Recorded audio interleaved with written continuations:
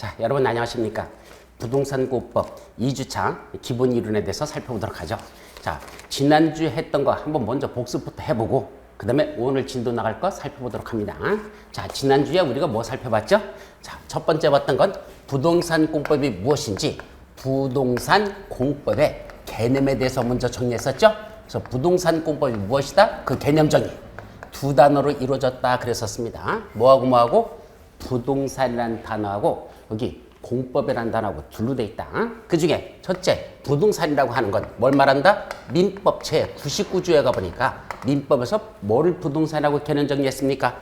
토지와 그 위에 있는 정착물을 우리 부동산이라 한다. 그럼 부동산이란 토지와 그 위에 고정되어 부착되는 물건, 이걸 부동산이라고 개념 정리하고 있죠. 그때 정착물이 바로 뭐다? 고정되어 부착된 물건, 가장 대표적인 거 바로 건축물을 말합니다. 그래서 이걸 건물이라고 하고 또는 건축물이라고도 하고 용어는 두 가지를 혼용하고 있죠. 그럼 우리 공법에서는 뭐라고 쓰자? 건물이라고 하지 않고 건축물이라고 개념 정의할 겁니다. 왜냐하면 우리 부동산공법 시험범에 들어가는 법률 6개 중에서 무슨 법이 있었죠? 건축법. 그 건축법에 가보면 건물이라고 개념 정의하지 않고 건축물이란 토지 위에 정착된 공작물 중 지붕과 기둥 또는 벽이 있는 것과 이에 딸린 시설물을 말한다. 뭐 이런 식으로 개념 정의가 나옵니다. 그러다 보니까 거기선 건물이라고 개념 정의하지 않고 건축물이라고 하고 있으니까 우리는 여기서 부동산은 토지와 그 위에는 건축물 이런 것들을 한마디로 뭐란다? 부동산이라 하자. 두 번째, 그럼 공법은 뭐더냐? 공법이라고 하는 건 자, 누가 국가나 또는 지방자치단체가 이거 공법이라고 하는 건 국가나 또는 지방자치단체가 누구 보고? 국민들 보고 함부로 하지 못하게 규제하는, 국민들을 규제하는 이러한 법을 뭐란다? 그걸 공법이라고 하자. 이때 국민들한테 이렇게 함부로 하지 말고 이것만 하라 또는 이거는 하지 말라라고 규제했는데도 이걸 위반하는 국민이 있으면 그 위반하는 국민에 대해서는 반드시 무슨 규정이 들어있다? 처벌하는 이런 규정을 두고 있으면 이걸 우리가 공법이라고 표현합니다. 가장 대표적인 거 헌법이라든지 또는 행정법이라든지 또는 형법 이런 것들은 공법에 속하죠. 그럼 부동산 공법하면 어떻게 연결되죠? 바로 국민들이 가지고 있는 뭐가 있다? 토지나 또는 건축물 같은 이런 부동산을 국민들이 가지고 있는데 그 자기가 갖고 있는 부동산을 함부로 지멋대로 하지 못하게 국가나 지방자치단체가 뭐자? 규제하는 이러한 내용을 다루고 있으면 전부 다 부동산 공법이라 이렇게 표현합니다. 그럼 이런 부동산 공법은 도대체 얼마나 될까? 국민들이 갖고 있는 토지 건축물 함부로 하지 못하게 그걸 규제하는 법은 얼마나 될까? 자, 법률은 총 약 1300개 정도의 법률이 존재한다 그랬는데 이 1300개 중에서 약 10%, 약 130개 정도 되는 이 법률이 바로 부동산과 관련된 공법, 부동산 공법이라고 불립니다. 그럼 130개 되는 이 법을 다 공부한다고 한번 가정해보죠. 현실적으로 가능하겠습니까? 불가능합니다. 저걸 공인중개사 시험에다 다 봐라. 자주 개정되는 내용이면서 저 많은 걸 다 공부하면 아마 10년 거치 20년 상환 해야 되지 않을까? 한 30년 공부하셔야 될 겁니다. 현실적으로 불가능하죠. 그래서 공인중개사 시험에서는 이 중에 몇 가지만 시험 보자 그랬습니까? 현재까지는 6개만 우리 시험범위로 정해져 있습니다. 물론 이게 2016년 2월 중순 가면 다시 27회 공인중개사 시험은 이렇게 보겠다는 공고가 납니다. 그 예정 공고할 때 그때 어떠한 과목이 어떠한 법률이 공인중개사 부동산 공법에 포함될 법률이라는 게 그때 공고가 됩니다. 그래서 이제까지 보면은 가장 많이 시험 봤던 게 부동산 공법에서 9개 법률을 시험 본 적도 있었습니다. 근데 현재는 6개 법률만 시험 범위로 집어넣었죠. 이게 몇 년 동안, 한 최근 7, 8년 동안은 계속 6개 법률만 시험 보고 있으니까 그냥 대략 내년에도 6개 정도가 시험 범위에 들어갈 것이다. 물론 추가될 수도 있고 빠질 가능성도 있지만 현재로서는 큰 변동이 없을 것으로 예정됩니다. 그럼 현재까지 봤던 6개 법률의 제목이 무엇이냐? 이거는 또 외우셔야 되겠죠. 공인중개사 부동산공법을 공부하신다고 하면서 시험법에 들어가는 법률 제목도 모른다? 그러면 안 된다 그랬습니다. 그럼 6개 부동산공법의 시험법에 들어가는 거 첫째 무슨 법이라 그랬죠? 첫째가 국토의 계획 및 이용에 관한 법률이라는 게 이게 첫 번째 우리 시험법에 들어간다. 뭐라고? 국토의 계획 및 이용에 관한 법률. 자, 두 번째가 무슨 법이 있다 그랬죠? 도시개발법, 도시개발법. 세 번째가 도시 및 주거 환경을 뭐하자? 정비하자. 도시 및 주거 환경 정비법. 네 번째가 건축법. 다섯 번째가 주택법. 마지막으로 농지법이라는 이렇게 몇 가지 6개 법률이 우리 시험범위에 현재 예정돼 있다 이랬었습니다. 자, 그럼 이 법률 지문부터 지난주에 외우라고 말씀드렸었죠. 큰 소리로 외우라 그랬었습니다. 가급적이면 눈으로만 읽지 말고 입으로 소리내서 외워야 가진다라 이 머리 굳어가지고 지금 노딩이 머리가 됐는데 이 노딩이 머리에 들어가려면 자꾸 발음을 하시라 그랬었습니다. 자, 그래서 한번 보자. 큰 소리로 같이 저하고 같이 합니다. 자, 첫 번째가 무슨 법? 국토의 계획 및 이용에 관한 법률. 한 번 더. 국토의 계획 및 이용에 관한 법률. 두 번째, 도시개발법. 뭐라고요? 도시개발법. 세 번째, 도시 및 주거환경 정비법. 도시 및 주거환경 정비법. 네 번째, 건축법. 건축법. 주택법. 주택법. 마지막, 농지법. 농지법. 이렇게 6개 법률이 우리 공인중개사 시험에서는 시험 범위로 집어넣고 있는 그런 부동산공법의 범위입니다. 시험 문제는 어떻게 난다 그랬죠? 총 40문제 중에서 이 국토의 계획 및 이용에 관한 법률에서 현재 12문제씩 출제하고 있습니다. 도시개발법이 6문제, 도시 및 주거환경 정비법이 6문제, 건축법이 7문제, 주택법이 7문제, 농지법이 2문제. 시험 문제는 이렇게 출제됩니다. 자, 지금 칠판에 써놓은 이 6개 법률의 제목 순서는 우리 강의하는 순서는 이렇게 이루어질 것이고 시험 문제에서는 요 건축법하고 주택법의 위치가 달라집니다. 주택법을 먼저 7문제 내고 그 다음에 건축법 7문제를 그 다음에 낸 다음 마지막이 농지법 2문제가 출제됩니다. 그래서 순서대로 쭉 나가다가 주택법 먼저 출제하고 그 다음에 건축법 마지막 농지법 이렇게 돼 있다. 근데 강의하는 순서는 건축법을 먼저 공부하고 주택법을 공부하는 게 더 일반적으로 이해가 빠르기 때문에 강의 순서는 건축법을 먼저 하고 주택법을 나중에 강의하도록 그렇게 할 겁니다. 그래서 순서는 이렇게 6개가 공인중개사 시험법에 되는 법률 반드시 외우셔야 됩니다. 이것도 못 외우면 안 된다라는 기본적인 거 먼저 외우고 들어가자. 자, 그래서 부동산 공법이라는 건 뭐다? 국민들이 갖고 있는 토지나 건축물을 자기 거라고 해도 함부로 하지 못하게 국가나 또는 지방자치단체가 뭔다?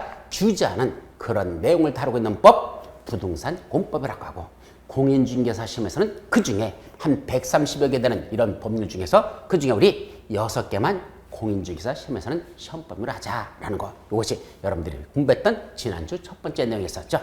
자, 두 번째는 또 뭘 봤었습니까? 우리가 공부하는 이 자체가 부동산 공법 법이라는 걸 공부하고 있습니다. 그러다 보니까 이 법이라는 건 어떠한 체계를 갖추고 있는지 법의 체계에 대해서 우리가 정리하자 그랬었죠. 그럼 법은 어떠한 체계를 이룬다? 법의 체계에 대해서. 법은 크게 다시 뭐로 나눠진다 그랬죠? 법 해놓고 이건 문서로 이루어지는 성문법과 문서화되어 있지 않는 불문법 이렇게 둘로 나눈다 그랬습니다. 이때 성문법이라는 건 문서로 이루어진 법, 불문법, 문서화되어 있지 아니한 법을 불문법 이렇게 얘기합니다. 그럼 불문법은 이건 민법 같은 데서나 관습법 같은 것이 중요하지 우리 부동산 공법에서는 별로 이건 중시 여기지 않습니다. 그럼 여기서 중요한 건 뭐죠? 성문법 이거에 관해서만 우리가 살펴보도록 하죠.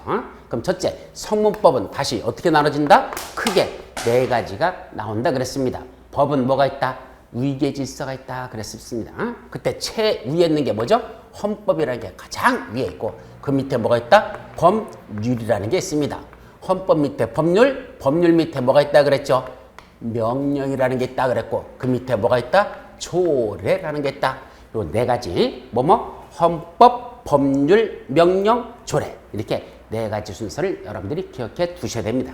자, 그 중에 첫 번째 헌법이라고 하는 건 국가의 가장 최상위법으로서 여기에는 무슨 내용이 나온다 그랬죠? 헌법에는 국민의 기본권에 관련된 내용과 또 하나가 국가를 다스리는 기관들, 통치기관에 관한 게 통치구조에 관한 게 들어있다 그랬었습니다.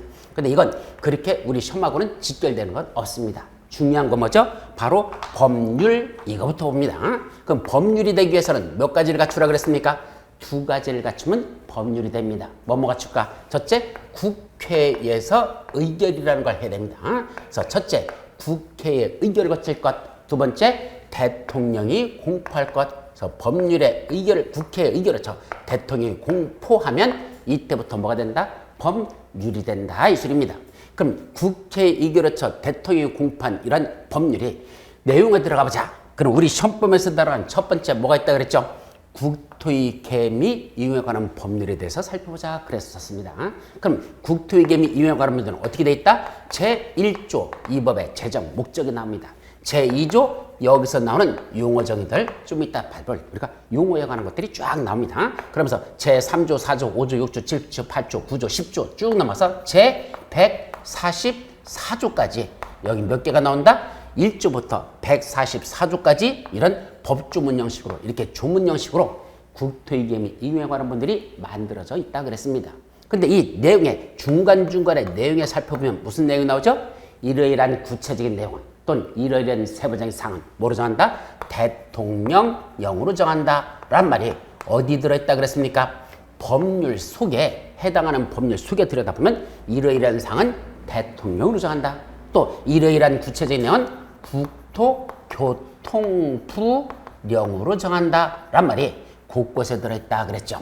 이때 대통령령으로 정하거나 또는 국토교통부로 정한다는 이 사항이 구체적으로 무엇이더냐? 대통령과 국토부로 정하는 이게 무슨 말이더냐? 자, 법률에다가 국민의 권리와 의무에 관한 내용들이 쭉 들어있는데 이 속에 국민의 권리 의무에 관한 내용들이 쭉 들어있는데 그 중에 그렇게 중요하지 아니한 것들 굳이 국회에서 의결해서 그걸 법률로 만들지 않아도 되는 사항들 즉 자주 개정되거나 그리 중요하지 않은 건 굳이 법률 속에다 세세콜콜한 것까지 다 집어넣을 필요는 없고 그거는 누구한테 위임해주자? 법률을 집행하는 자가 어디죠? 행정부죠. 국회는 법을 만드는 데고 법률이 만들어진 걸 집행하는 경우는 행정부입니다. 그럼 행정부의 최고 수반이 누구죠? 바로 대통령이거든요. 그럼 대통령, 네가 구체적인 사항은 대통령 네가 만들어라 이 말입니다. 즉 법률에다가 시시콜콜한 것까지는 다 집어넣지 않을 테니까 이러이러한 구체적이거나 세부적인 사항은 대통령 네가 만들어라 그래서 대통령한테 위임하여 대통령이 만드는 법을 뭐란다? 대통령령이라 한단다. 그때 대통령도 법을 만든다는 걸 조심합니다. 대통령이 만드는 건 법률이 아니라 대통령도 법을 만드는데 그때 대통령이 만든 법을 뭐라 부른다? 그걸 대통령령이라 한다 이 소리죠. 또 이러이러한 더 구체적이나 더 세부적인 사항은 굳이 대통령까지 올라갈 것도 없이 그 관련된 주무부처 장관 그 담당 장관 네가 법을 만들어서 네가 직접 시행하라 라고 장관한테도 법을 만들도록 위임을 해줍니다. 그때 대통령이 아닌 장관이 만드는 법을 뭐란다? 그걸 부령이라고 하고 이때 우리는 부동산과 관련된 것들이 들어있으니까 그때 부동산에 관련된 건 누가 담당 부서 장관이다? 국토교통부 장관이니까 국토교통부 장관 보고 네가 법으로 만들어라. 그걸 뭐라 표현하죠? 국토교통부령으로 정한다 라고 돼 있죠. 그럼 이거 말고도 우리 이 법에서는 태반이다 국토교통부 장관이 관여하니까 국토부 장관이지만 이거 말고도 금융 파트 같은 데 가면 금융과 관련된 파트에 간 법에 가보면 거기는 기획재정부령으로 정한다 라는 말들이 있습니다. 그건 기획재정부 장관 네가 법으로 만들어라. 그건 기획재정부령으로 한다. 행정자치부령으로 정한다.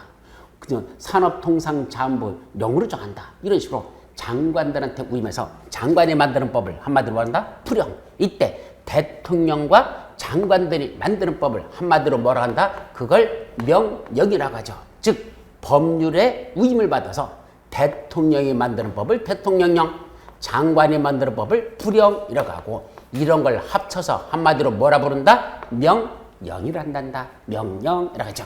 그럼 여기서 이제 궁금한 게 이러이러한 세부적인 사항은 대통령령으로 정한다는 게 이게 한두 군데가 아니라 이 국토의 개미 이용에 관한 법률에 들어가 보면 무려 이 대통령으로 정한다는 사항이 무려 몇 군데 나오더냐? 한 130여 군데에서 나옵니다. 또 국토교통부령으로 정한다는 내용이 이 국토의 개미 이용에 관한 법률 안에 들어가 보면 몇 개나 있다? 한 70여 개가 나오죠. 이와 같이 대통령령으로 정한다. 대통령이 정하는 범위 안에서 이루어진 게 약 130개 정도. 국토교통부령으로 정한다는 게 약 70여 개 나오죠. 그럼 그 각각의 내용의 세부적인 구체적인 내용이 어디 들어있어야 될 거 아닙니까? 그거 어디를 찾아보면 대통령이 만든 그 내용이 들어있을 것이고 국토교통부장이 만든 내용이 들어있을까? 요건 뭘 찾아본다? 해당하는 법률, 바로 국토의 개미 유형에 관한 법률 뭘 찾아봐라? 시행령이라는 걸 찾아보면 그 국토의 개미 유형에 관한 시행령에 들어가면 이것도 뭐로 돼 있다? 법주문이니까 제1조, 제2조, 제3조에서 제134조까지 이건 대통령이 이걸 만들었습니다. 그래놓고 요 세부적인 내용에 들어가 보면 무슨 말이 들어간다? 법률 제 몇 조에서 말하는 요 대통령령으로 정한다는 그 내용은 다음과 같다 그래가지고 여기다 그 대통령이 정하는 세부적인 사항이 여기 들어있습니다. 또 법률 제 몇 조에서 말하는 대통령이 정한다는 건 다음과 같다 해서 그 대통령령으로 정한다는 세부적인 사항들이 다 그 해당하는 국토의 개미 유형에 관한 법률 시행령이라는 걸 찾아보면 그 시행령 속에 세부적인 게 들어있습니다. 자, 그리고 국토교통부령으로 정한다는 이 세부적인 사항, 즉 국토교통부 장관이 만든 세부적인 법은 어디 들어있을까? 그 해당하는 법률 시행규칙이라는 걸 찾아보면 그 시행규칙 속에 뭐가 들어있죠? 여기도 제1조, 제2조, 제3조 이런 식으로 해서 제72조까지 이렇게 만들어져 있고 여기 세부적인 내용에 들어가 보면 법률 제 몇 조에서 말하는 국토교통부령으로 정하는 내용은 이런 내용이다라는 세부적인 게 요 속에 전부 다 시행규칙 속에 들어있더라. 이게 원칙입니다. 그러다 보니까 자 결론 우리가 시험범에 들어가는 건 요 법률 6개만 시험 보는 게 아니고 여기 열거되는 6개만 우리 시험에 보는 게 아니고 그 속에 들어있는 이러이러한 세부장에서는 대통령령으로 정한다. 이런 것들은 국토교통으로 정한다. 이 구체적인 내용이 들어있는 시행령과 시행규칙 여기에 들어있는 걸 합쳐서 한마디로 뭐죠? 대통령령과 부령이 들어있는 이걸 합쳐서 뭐란다? 명령. 바로 이 명령도 우리 시험분야에 들어갑니다. 그래서 이 법률과 명령을 합쳐서 우리 뭐라 부른다? 법령이라고 부른다. 요거 법령. 법령이란 법률 플러스 명령 합쳐서 법령이라고 부르죠. 그럼 우리 시험범위는 어디까지일까? 자, 첫 번째 국토의 개미 유형에 관한 법률에서 이 시험범위는 어디까지 되냐?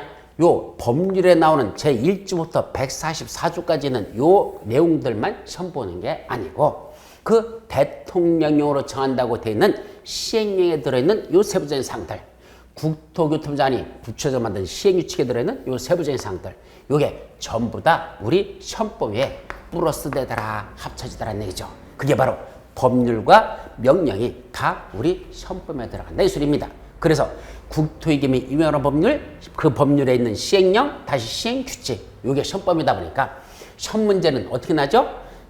국토의 개미 유형에 관한 법령상 법률상 이렇게 안 내고 법률상 이렇게 내지 않고 법령상 다음 중 무엇에 관한 내용이다. 이 중 옳은 것 틀린 것 해가지고 법령이란 말로 시험 문제를 낸다는 것. 그 말은 요 법률에 있는 내용만 우리 시험 문제에 들어있는 게 아니고 시행령과 시행규칙에는 요 구체적인 내용까지도 우리 시험 문제로 출제할 테니까 시험 보는 수험생들은 이 쪽과 요 속과 요 속에 있는 내용 중에서 옳은 것 또는 틀린 걸 골라라 이렇게 낸다는 얘기입니다. 그게 6개 법률이 다 똑같다. 그래서 국토의 개미 유형에 관한 법률 시험범위고 그 시행령 시행규칙에도 시험범위죠. 도시개발법만 시험 보는 게 아니라 도시개발법 그 다음에 도시개발법 시행령 또 하나 도시개발법 시행규칙 여기까지 시험범위고 마찬가지로 도시 및 주거환경 정비법 그 다음에 그 시행령 시행규칙 건축법 시행령 건축법 시행규칙 주택법 시행령 주택법 시행규칙 농지법 시행령 농지법 시행규칙 이게 전부 다 우리 시험범위에 들어가는 영역이라는 거 요렇게 여러분들이 기억하라 그랬었습니다. 자 여기까지가 법의 체계에서의 두 번째 이제 세 번째 중요한 거 바로 조례. 그럼 조례가 뭐라 그랬습니까? 조례는 한마디로 지방자치단체 줄여서 지자체라고 하고 지방자치단체가 만드는 법을 이걸 우리 조례라고 하자. 그럼 지방자치단체라는 건 어디를 말한다 그랬습니까? 자, 조금 이따 우리 다시 이제 지난주 거 설명할 때 요거 지방자치단체라는 건 뭘 지방자치단한다? 여기 카메라. 지방자치단체는 뭐뭐다? 광역자치단체, 기초단체 요걸 말하고 이때 여기 있는 거 시도의사 또는 시장군수 구청장 요 둘을 시도의사, 시장군수청을 뭐란다? 광역자치단체장, 기초단체하는데 이때 시도의사가 만드는 법을 시도조례, 시장군수, 구청장이 만드는 걸 시군구조례라고 표현합니다. 이때 시도사와 시장군수, 구청장 이자들이 만드는 법을 한마디로 말한다. 그걸 우리 조례라고 한단다. 바로 지방자치단체가 만드는 법을 우리 조례라 이렇게 표현하죠. 그리고 조례는 계층에 따라서 시도지사가 만들면 시도조례. 그럼 서울특별시장이 만들면 서울특별시 조례입니다. 경기도 도지사가 만들면 경기도 도조례라고 하죠. 경기도 도조례. 그 다음에 시장군수구청장들도 시군구 조례라는 걸 맙니다. 서울특별시장이 만든 서울특별시 조례만 얘기하나 강남구청장이 만든 강남구 조례도 있더라 이 소리입니다. 또 경기도 도지사가 만든 조례만 인계하라. 경기도 성남시에서 만든 성남시 조례도 있고 연천군수가 만든 연천군 조례도 있더라. 그래서 위쪽에서 만들면 시도조례라고 밑에 층에 있는 대빵에 만들면 시군구 조례라 이렇게 말하죠. 이거는 계층으로 나눈 거고 다시 그것도 내용에 들어가 보면 도시계획과 관련된 조례는 도시군 계획 조례라고 하고 건축과 관련돼서는 건축조례라는 게 만들어지고 또 환경과 관련해서는 환경조례 등등 명칭이 또 세부적으로도 세분화됩니다. 자, 이런 식으로 조례라고 하는 건 누가 만든 것? 지방자치단체가 만든 법. 그런데 이 조례는 해당 지역에서는 해당 조례는 해당 지역에서만 적용됩니다. 서울특별시 조례는 서울특별시에서만 적용되지 여기 인천광역시나 또는 경기도에서는 적용하지 않습니다. 따로 인천광역시 조례가 따로 있고 경기도 조례가 따로 있습니다. 또 성남시 조례는 성남시에서만 적용되지 옆에 있는 용인시에서는 적용하지 않습니다. 용인시 가면 용인시 조례가 따로 있죠. 그래서 우리가 로마 가면 로마법을 따르라 란 말이 들어있죠. 바로 그게 그 지역에 가면 그 지역의 법을 적용한다 이런 뜻입니다. 이런 걸 우리 말한다? 한마디로 조례라고 한단다. 근데 조례는 우리 시험범위에는 들어가지 않습니다. 왜 시험 문제를 내지 못할까요? 만약에 서울특별시 조례에 의하면 무엇에 관한 내용 중 옳은 것 틀릴 것 이렇게 시험 문제 내버리면 누가 돌아버릴까? 부산 사람들 돌아버립니다. 왜요? 서울에서 이 시험 문제를 서울특만 보는 게 아니라 서울 시험 문제나 부산 시험 문제나 저 광주 시험 문제나 저쪽 대전 시험 문제나 전국에서 보는 우리 공인주사 시험 문제는 똑같은 문제인데 그걸 서울특별시 조례에서만 시험 문제를 내버리면 부산 사람이 서울특별시 와서 그걸 업을 할 것도 아니고 저 목포에 살고 있는 사람이 서울 와서 업할 것도 아닌데 왜 서울특별시 조례까지 일일이 다 외워야 되느냐 이겁니다. 그래서 조례는 우리 시험에서는 문제를 낼 수가 없습니다. 이건 지역적 문제이기 때문에 반면에 우리 시험 문제는 전국적으로 시험 문제가 똑같기 때문에 동일하기 때문에 조례는 시험법에는 들어가지 않습니다. 다만 실무할 때는 반드시 조례를 찾아보셔야 됩니다. 왜냐하면 서울특별시에서 적용되는 내용과 똑같은 게 경기도에서 적용되는 내용이 다를 수가 있다는 것. 따라서 서울특별시에서는 이렇게 돼 있으니까 아마 경기도도 그럴 거야 라고 함부로 마음대로 유추해서 했다가는 나중에 신세 심각해지는 문제가 생깁니다.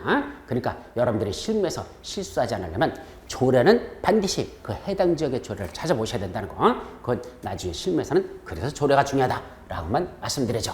여기까지가 법은 이러한 체계를 갖추고 있단다. 그래서 핵심은 다시 법은 성문법은 뭐뭐 있다? 헌법이 있고 법률이 있고 명령이 있고 조례가 있다. 이렇게 나눠지죠. 그 중에 법률이란 국회의 의결을 거쳐서 대통령이 공포하면 일단 그건 법률이 된다. 근데 법률의 내용에 들어가 보니까 무슨 말이 나온다? 이러이러한 세부적인 사항은 대통령령으로 정한다. 이러이러한 구체적인 내용은 국토교통부령으로 정한다. 해가지고 중간중간에 대통령이나 또는 주무부처 장관한테 위임을 해가지고 대통령이나 장관 보고 법을 만들라고 하는데 이때 대통령이 만든 법을 대통령령, 장관들이 만드는 걸 부령이라고 한단다. 요 둘을 합쳐서 우리 뭐라 부른다? 그걸 명령이라고 하죠. 그래서 이런 명령도 우리 시험범위에 들어가는데 이때 대통령령으로 정한다는 세부적인 내용이 어디 들어있는지 찾고 싶으면 그 해당하는 법률의 시행령이라는 걸 찾아봐라. 즉 국토의 개미 융에 관한 법률 시행령이라는 걸 찾아보면 됩니다. 자, 여러분들이 구체적으로 찾고 싶으면 어디 들어가면 될까? 자, 인터넷 사이트에서 법제처라고 한번 쳐보십시오. 그러면 법제처 인터넷 사이트가 뜹니다. 그거 클릭하고 들어가 봐라. 그러면 거기 각종 이렇게 쭉 들어갈 수 있는 몇 가지를 분류되어 있어. 그 중에 국가법령이라고 맨 위에 동그라미 되어 있는 국가법령의 날을 이제 엔터하고 치고 들어가 보십시오. 그러면 국가법령 속에 뭐 있다냐? 검색란이 나옵니다. 검색하고 나와. 거기다 뭐라 친다? 국토의 개미 융에 관한 법률이라는 걸 타이핑 친 다음에 엔터 클릭을 눌러보죠. 그러면 그걸 클릭하고 들어가 보면 뭐가 뜬다? 국토위계 및 임용에 관한 법률의 내용이 제1조부터 쭉 하고 그 내용이 다 뜹니다. 근데 그 화면에 뜬 바로 옆에 보면 국토위계 및 임용에 관한 법률이 있는 게 아니라 그 밑에 국토위계 및 임용에 관한 법률 시행령, 그 밑에 국토위계 및 임용에 관한 법률 시행규칙이라는 게 뜨죠. 그때 시행령이라는 걸 클릭하고 들어가 보면 바로 요거 국토위계 및 임용을 대통령령으로 정한다는 세부정의 그 시행령 속에 그 세부정의들이 여기 들어있고, 국토교통부령으로 정한다는 세부정의 사를 잡으시면 그 밑에 있는 국토위계 및 임용에 관한 법률 시행규칙이라는 걸 눌러보면 거기에 세부정의들이 여기 들어있습니다. 이렇게 시행령과 시행규칙에 있는 것이 바로 대통령령과 국토교통령의 내용들이라는 거, 그렇게 여러분들이 이해하시면 되겠죠? 마지막 지방자치단체가 만드는 법을 뭐란다? 조례라고 한다. 따라서 서울특별시나 경기도에서 만드는 걸 시도조례라고 하고, 그게 아니라 시장이나 군수나 구청장이 만드는 조례를 말한다? 시군구조례라고 하고, 그 내용에 따라서는 도시군계획조례라는 것도 나올 것이고, 건축조례도 나오고 환경조례도 나오고, 조례는 여러 가지 종류가 있단다. 여기까지가 우리가 법의 체계에서 알아야 될 가장 기본적인 내용이었다 얘기했었죠. 자, 이제 세 번째 한 게 뭐랬었죠? 우리 행정조직의 장애에 관해서 살펴보자 그랬었습니다. 자, 이때 행정조직의 장애는 누구누구가 있을까라는 거. 그럼 이외에 우리가 행정조직의 장애는 누가 있는지 이 체계도를 왜 이해하려고 하죠? 자, 좀 전에 부동산권법이라는 것 자체를 뭘 부동산권법이라 한다? 바로 국가나 또는 지방자치단체가 국민들이 갖고 있는 토지나 건축물 같은 부동산에 대해서 함부로 하지 못하게 규제하는 내용을 다룬다 그랬잖아요. 그러면 이 국가나 지방자치단체가 국민들 보고 함부로 하지 말고 규제한다 그랬는데, 그 중에 구체적으로 국가가 뭐를 의미하고 지방자치단체 중에 누가 뭐를 규제하고 있는지 그 규제하는 주체가 누군지를 정확하게 알아야 이자가 그러는 거구나, 요자가 그러는 거구나, 이자가 그러는 거구나, 이걸 구분할 줄 알아야 된다는 얘기입니다. 그걸 구분하지 못하면 이자가 저자고 저자가 이자고 똥이 된장이고 된장이 똥이고 그냥 뒤집어지면 그건 심각한 문제가 발생한다, 이런 소리입니다. 그래서 여러분들이 공부할 때는 반드시 뭘 나누자? 이 행정조직에는 어떤 체계를 갖추고 그 속에는 누구누구가 있는지를 나중에 법문 이렇게 쫙 읽다 보면 이자를 말하는 거나 요자를 의미하는 거나 이자를 말하는 거나 이걸 구분할 줄 알아야 부동산법을 제대로 이해하고 들어간 거다라고 했습니다. 그래서 요 행정조직장 체계에 대해서도 여러분들이 반드시 외워라 그랬었습니다. 그럼 행정조직의 장은 어떤 식으로 됐다? 바로 이게 여러분들이 봐야 될 화면이다 그랬었죠? 자, 이걸 한번 보자.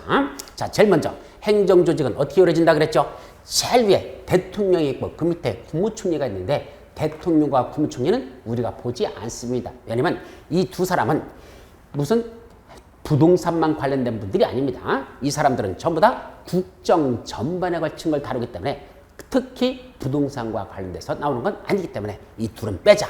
그럼 어디부터 출발하죠? 여기부터 시작됩니다. 행정기관의 장이라고 돼 있고, 이 행정기관의 장은 다시 어떻게 나눠진다? 중앙행정기관의 장과 지방행정기관의 장으로 구분된다. 중앙행정기관, 지방행정기관으로 나누자. 이때 중앙행정기관을 다른 말로 뭐란다? 그걸 국가기관, 국가라고 표현하고, 여기 지방행정기관을 다른 말로 뭐란다? 지방자치단체라 이렇게 말합니다. 그래서 중앙행정기관은 국가라 부르고 지방행정기관은 지방자치단체란다. 여기 자치단체란 말이 무슨 뜻이다 그랬죠? 스스로 다스리는, 자치란 뜻은 스스로 다스리는 단체다 이 말이거든요. 자, 이렇게 쓰죠. 그럼 스스로 다스린다는 게 무슨 말이라 그랬죠? 자기들을 다스릴 그 지도자를 자기들의 손으로 뽑아가지고 그자가 여러분을 다스리게 하면 그걸 자치라 그랬었습니다. 나를 다스릴 자를 내 손으로 선거에서 뽑아가지고 그자가 나를 다스리면 이걸 자치단체라, 이걸 자치라는 표현을 쓴다 그랬었죠. 결국 서울특별시장 누가 뽑았습니까? 서울특별시 이 시민들이 선거에서 투표해가지고 박원순이라는 시장을 뽑았습니다. 그거는 내 손으로 나를 다스릴 자를 뽑아서 그자가 나를 다스린다? 이게 자치라는 얘기죠. 근데 문제는 내가 선거에서 찍어준 사람은 그 사람은 탈락하고 다른 사람이 당선됐습니다. 그때는 그걸 자치라고 하지 않고 그럼 타치라고 하더냐? 아닙니다. 그것도 자치입니다. 왜요? 민주국가에서는 다수결 원리라는 게 있습니다. 설령 내가 뽑은 사람이 당선되지 못했다 하더라도 여러 사람이 원해서 그 사람이 당선됐다면 그것도 결국 내가 뽑은 것으로 본다는 얘기입니다. 그게 바로 승부기라는 거죠. 다수결 원칙에서 설령 내가 뽑은 사람 안 됐다라도 그걸 승복하고 결국 그 다른 사람들이 뽑은 사람도 결국 내 손으로 뽑은 거와 똑같은 그런 효과가 발생합니다. 그걸 다 한마디로 한다? 자치단체를 한다. 그럼 이런 자치단체는 뭐뭐 있다? 광역자치단체장과 기초단체장으로 나누자 그랬습니다. 이때 광역자치단체장은 누구 있다 그랬죠? 5명 있다 그랬습니다. 뭐뭐? 특별시장, 광역시장, 특별자치시장, 도지사, 특별자치도사 이렇게 5명을 우리 뭐라 부른다? 이걸 광역자치단체장이란다. 외우셔야 돼요. 자, 특별시장은 우리나라에 한 명밖에 없습니다. 누구있죠? 서울특별시장. 그 다음에 광역시장은 몇 명 있다 그랬습니까? 6명 있다 그랬어요. 위에서부터 인천, 대전, 대구, 부산, 울산, 광주 6개 광역시장 있죠. 자, 특별자치시장은 누굴 말한다 그랬죠? 누구 그랬죠? 예, 세종특별자치시장이라고 말씀드렸죠. 세종시장을 우리가 세종특별자치시장이라고 말합니다. 하나밖에 없죠. 자, 도지사는 몇 명? 8명 있다 그랬습니다. 어디부터? 저 감자버부터 볼까요? 감자버 어디? 강원도. 그 다음에 경기도. 그 다음에 충청남도, 충청북도, 전라남도, 전라북도, 경상남도, 경상북도. 그래서 몇 개? 8개 그런 도지사가 있단다. 이렇게 정리하고. 다만 제주도에 있는 특별자치도사는 따로 존재한다는 걸 주시합니다. 같은 도지사지만 제주도 도지사만 새로 제주 특별자치도지사라고 표현하죠. 그러면 일반적인 도지사와 제주 특별자치도사는 어떻게 서로 다를까? 자, 여기 제주도에 가보면 누가 있죠? 제주시장이 있고 서귀포 시장이 있습니다. 제주시장과 서귀포 시장이 있는데 그 두 사람은 시장이란 명칭은 갖고 있지만 사실은 고유 권한은 하나도 없습니다. 그럼 명칭만 시장이지 사실은 시장으로서의 고유 권한은 하나도 없다는 얘기입니다. 그럼 그 권한을 누가 다 가지고 있을까? 제주도 도지사가 가지고 있습니다. 따라서 제주도 도지사는 도지사인 동시에 시장의 권한을 동시에 행사하는 권한을 가진 자다. 이렇게 이해하면 됩니다. 그래서 제주도지사는 도지사이면서 동시에 시장 역할도 같이 합니다. 그리고 제주시장은 그럼 뭐 하는 자냐? 도지사가 가지고 있는 권한의 일부를 위임을 해주죠. 그래서 위임받아가지고 그 위임 사무만 이걸 처리하는 걸 여기서 제주시장이라고 표현하죠. 그래서 제주시장은 이 도표에서 사실은 나타나지 않습니다. 여러분들께 드린 지난주에 드렸던 이 행정주의 장치에서는 이걸 점선으로 그렸죠. 거기다 점점점점 이렇게 찍어가지고 제주도 도지사는 예, 밑에 있는 시장은 그건 있긴 있는데 실질적 권한은 없는 명목상의 시장, 그걸 행정시장이라고 하는데 행정시 시장으로서의 권한만 갖고 있지 고유 권한은 없다라고 표현합니다. 그래서 이 5명 특별시장, 광역시장, 특별자치시장 3명을 묶어서 시라고 표현합니다. 누구누구? 특별시장, 광역시장, 특별시장을 시라고 하고 도지사와 특별자치도사를 합쳐서 그냥 도지사라고 해서 이 5명 광역자치단체장을 뭐라 부른다? 시도지사라고 표현했었죠. 자, 그 밑에 다시 기초단체장은 누구누구 있다? 서울특별시 밑에는 25개의 구가 있다 그랬었고 특별시장 밑에 구청장들이 있습니다. 또 광역시장 밑에는 구청장도 반드시 있고 군수는 있는 광역시도 있고 없는 광역시도 있다 그랬죠. 인천광역시에는 계양구, 인천시 남동구, 인천시 중구 구청장들이 있습니다. 동시에 강화군수, 옹진군수, 인천광역시 강화군, 인천광역시 옹진군 여기도 군수가 있다 그랬죠. 근데 왜 가로쳐놨다? 없는 지역도 있습니다. 어디? 대전광역시가 보면 거기는 구청장들만 있지 대전광역시는 군수는 두고 있지 않습니다. 그래서 광역시 밑에는 구청장은 반드시 두고 군수는 있는 광역시도 있고 없는 광역시도 있다. 이렇게 정리하면 됩니다. 자, 그럼 세종특별자치시 가볼까요? 세종특별자치시장 밑에는 누구 둘 수 있다? 구청장을 둘 수가 있습니다. 근데 법적으로는 둘 수 있는데 실제로는 아직 존재하지 않습니다. 왜요? 아직 세종시 인구가 15만 명도 안 됩니다. 거기 인구가 몇 명 돼야? 50만 명이 넘어야 그 이상 돼야 그때부터 뭐가 생긴다? 구를 둘 수가 있습니다. 그래서 인구가 50만 명이 되면 25만 명 그 기준으로 해가지고 무슨 구라는 구가 그때 가서 생기겠죠.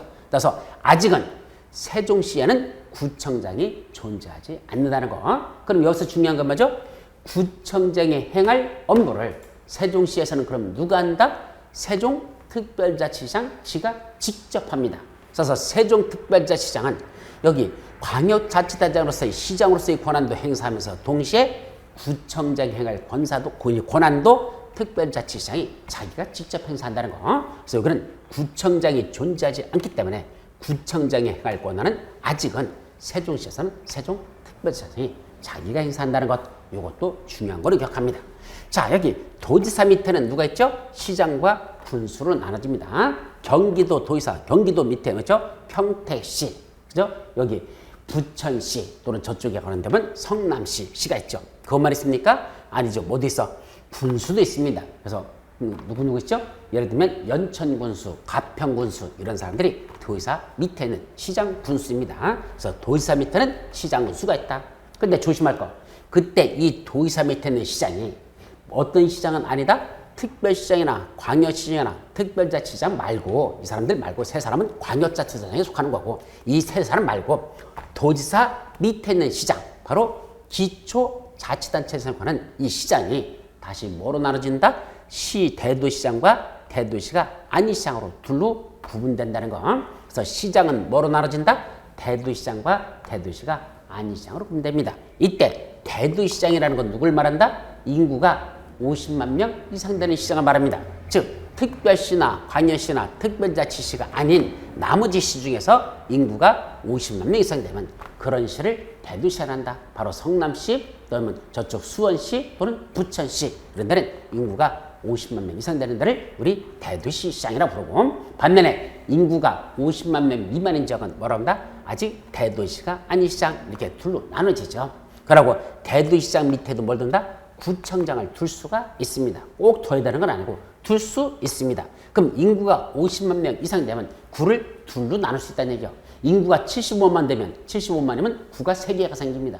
인구가 100만이 되면 그다음 구가 4개가 만들어집니다. 따라서 구 개수에 따라서 한 개 구에 25만 명이 있다고 생각하면 여러분들 대략 비슷하게 그 지역의 인구를 맞출 수가 있습니다. 그래서 대도시에는 밑에 구청장을 두는데 여기 특별시나 광역시에 있는 구청장과 대도시에 있는 구청장은 같은 구청장이 아니라는 걸 조심합니다. 명칭만 구청장이지 실질적으로 특별시나 광역시에 있는 이 구청장들은 자치구 구청장으로 표현하고 반면에 대도시에 있는 구청장은 행정구 구청장으로 표현합니다. 어떤 차이가 있을까?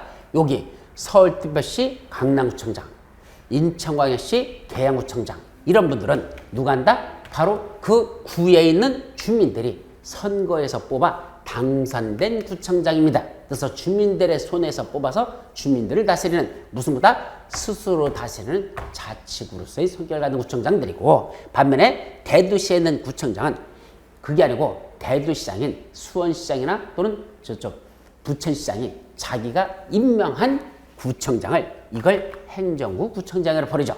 주민들에 의해서 뽑은 게 아니라 시장이 임명한 구청장입니다. 이런 걸 다시 행정구 구청장이라고 합니다. 이때 요 위에 있는 구청장, 구청장, 군수, 구청장, 시장, 군수 요 5명을 쭈루룩 이렇게 다시 모아서 한마디로 이걸 말한다? 시장, 군수, 구청장이라고 표현합니다. 이때 구청장은 원칙적으로 누굴 말한다?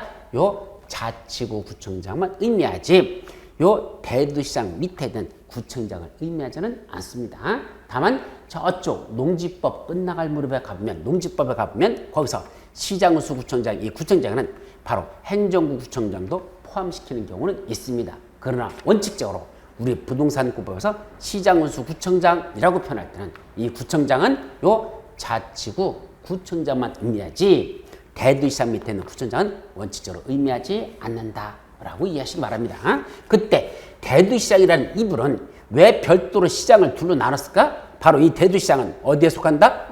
도지사와 같은 동일한 권한을 갖고 있는 자로 평가합니다.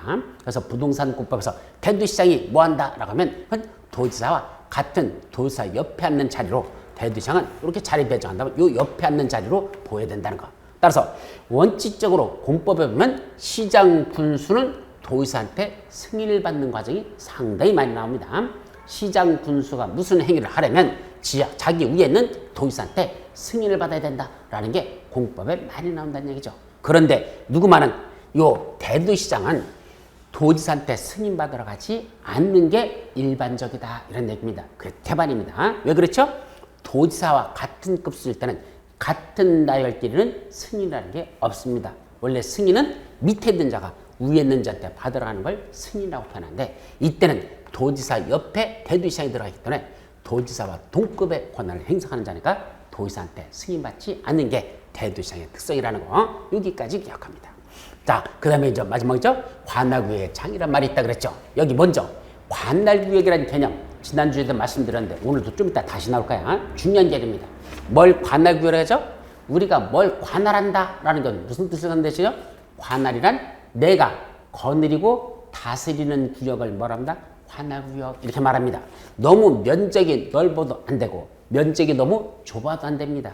내가 거느리고 다스리기에 적당한 구역을 우리 뭐라 표현한다? 관할구역 이렇게 말하죠. 그럼 어떤 게 거느리고 다스리기에 적당한 구역일까? 바로 광역자치단체가 원래는 관할구역입니다.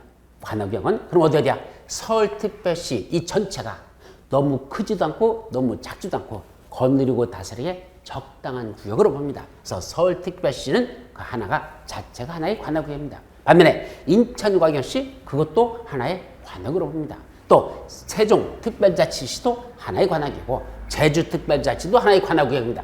근데 가운데 있는 요거 도는 관할구역으로 보지 않습니다. 왜냐하면 우리 경기도라는 데를 한번 보십시오. 얼마나 넓습니까? 저 위에 연천군부터 저 밑에 평택시까지 이 전부가 우리 경기도권에 들어있습니다. 그러다 보니까 너무 거느리고 다스리기는 면적이 넓다는 얘기입니다. 그래서 이 경기도는 그걸 관역으로 보지 않고 경기도를 다시 쪼개버렸죠. 어떻게 쪼갰죠? 시하고 군으로 나눠지죠. 이 도를 쪼갠 시, 군 이걸 각각 뭐란다? 그걸 관할구역으로 부릅니다. 그럼 결국 관할구역은 뭐뭐 있을까? 특별시, 광역시, 특별자치시, 그 다음에 특별자치도, 그 다음에 도 밑에는 시, 군 이걸 관할구역으로 표현한다는 것. 그리고 그 관할구역의 장들을 각각 누구라 부른다? 특별시장, 광역시장, 특별자치시장, 특별자치도지사, 시장, 군수를 우리가 관할구역의 장이라고 부른다는 것. 그래서 앞으로 이걸 줄여서 어떻게 읽는다? 관할구역의 장이라는 게 나오면 그때는 특, 광, 특시, 특도, 시장, 군수라고 읽자. 그래서 앞으로 어떻게 읽는다? 특, 광, 특시, 특도, 시장, 군수. 다시 한번 특, 광, 특시, 특도, 시장, 군수. 앞으로는 관할구역의 장을 그렇게 읽을 겁니다. 그래서 이것도 읽을 때 운율을 타서 읽어야 돼요. 그냥 읽으면 안 됩니다. 어떻게 운율을 타죠? 특광, 특시, 특도, 시장, 군수.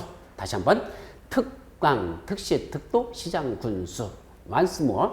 특광, 특시, 특도, 시장, 군수. 그래서 이 발음은 아주 자연스럽게 특광, 특시, 특도, 시장, 군수란 말이 자꾸 자연스럽게 나올 수 있도록 여러분들이 입에 배도록 해야 됩니다. 국토위계미 임용에 관한 문제에서 제일 중요한 자로서 특광, 특시, 특도, 시장, 군수가 나올 거니까 요 용어는 여러분들이 정확하게 이해해 두셔야 된다는 거. 자, 요걸 우리가 뭐한다? 행정조직의 장책이 들어가고 그때 요 국가하고 즉 장관들하고 여기 지방자치단체장들 다 합쳐서 뭡니다? 국가와 지방자치단체를 합쳐서 우리가 뭐라고 한다? 행정청이라고 부른다는 거. 그래서 행정청은 뭐뭐 있다? 국가하고 지방자치단체 이 둘을 합치면 이 국가하고 지방자치단체를 다 합치면 이걸 뭐란다? 행정청이라고 표현하자. 여기까지가 우리가 지난주에 살펴봤던 내용들 핵심 포인트는 바로 요거에 있었습니다. 그래서 이걸 여러분들이 정확하게 알고 있어야 그 다음에 진도 나가면서 여러분들이 이해할 수 있다는 거. 그래서 이번 시간은 우리 지난주에 했던 것들에 대한 쭉 한번 복습을 했었죠. 그러면 다음 시간에 오늘 내가 본 내용은 무엇일까? 자, 첫 번째 나오는 게 제일 이 중에 첫 번째 나오는 게 뭐죠? 부동산 공법 중에 첫 번째 국토위계 및 임용에 관한 법률. 요게 우리 시험범에 들어가는 첫 번째 내용입니다. 그래서 이 국토위계 및 임용에 관한 법률이 전반적으로 어떤 내용을 다루고 있는지, 거기서 나오는 용어 정의가 무엇이고, 그 전반적인 체계는 어떻게 있는지, 그 체계를 잡는 것은 오늘까지 하고, 그 다음에 다음 주와 다음 주 같이 걸쳐서 앞으로 오늘하고 다음 주까지 3주에 걸쳐서 국토위계 및 임용에 관한 법률은 전반적인 내용을 살펴보고, 그 다음 주부터는 도시개발법, 정비법, 건축법, 주택법, 농지법에 관한 내용을 하나씩 차례대로 그 전반적인 내용을 살펴보도록 그렇게 하는 것이 바로 기초과정의 핵심 포인트가 되겠습니다. 그럼 잠시 쉬었다가 국토위계 및 임용에 관한 법률이 어떤 내용을 다루고 있는지 살펴보도록 하죠. 자, 쉬었다 갑니다.